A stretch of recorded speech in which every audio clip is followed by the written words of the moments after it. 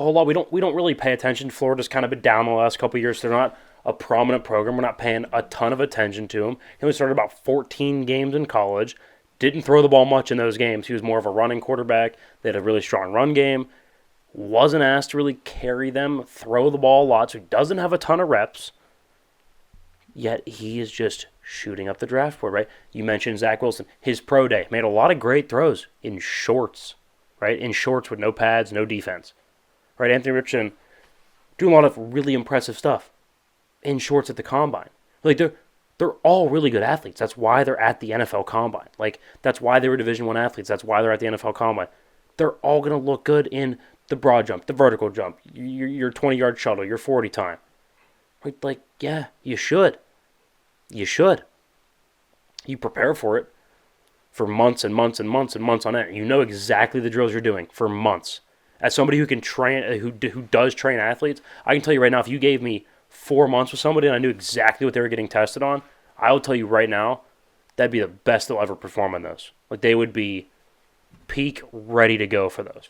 Right? So it feels the same to me, like the Zach Wilson. And here's what also feels the same. Nobody's saying shit about CJ Stroud. And it kind of reminds me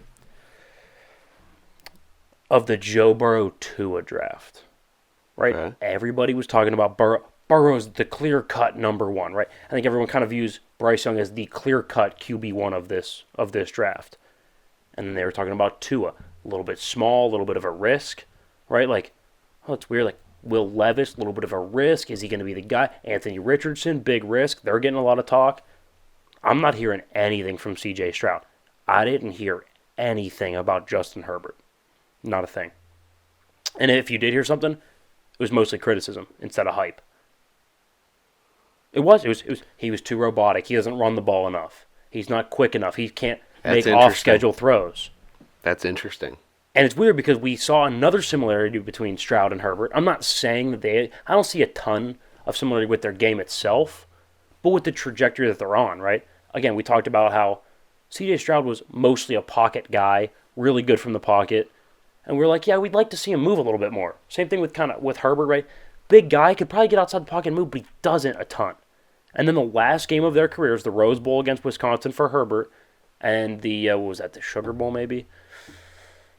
I think it was the Sugar Bowl. Against Georgia anyway, in the college football semi for Stroud against Georgia when they lost in that awful kick, like right as the ball dropped. Anyway, both of them ran like crazy. Ran all over those defenses. And you were like, whoa, time out. The pocket guy can run on top defenses, because at the time Wisconsin was a really, really good defense. Georgia will always be a good defense. And you're like, wait a minute. You can do that and you could still deliver strikes from the pocket. So there are some similarities where it's like the last game of both their careers, whoa, hey, that's a new skill we didn't know you had. And then also not hearing much about them, combine, pro days, not hearing a ton about them. Is it because GMs around the league, especially the ones at towards the top of the draft who are looking to draft a quarterback, are saying, hey, don't say shit. That's our guy. We're keeping on the DL. We're keeping that under wraps. Let's go hype up Anthony Richardson. Maybe somebody in front of us will take him instead of Stroud. I mean, You have to think about these games. it could be happening. And If I'm paying you $2 million, you're an executive. You're telling me you don't think of a mind game like that? no, I mean, you have to, because you are trying to beat the teams ahead of you that you know need a quarterback and you know what guy you want. Exactly. It's all a mind game. And that's an interesting comparison. This draft is going to be strange because you have a lot of potential. Yeah. And you have a lot of dudes that could, I think, be really good at the next level. But, like, all of them are a risk. All of them. I don't think there's not a bona fide, yep, that's going to work. I don't think there's anybody that you can really hang your hat on this year.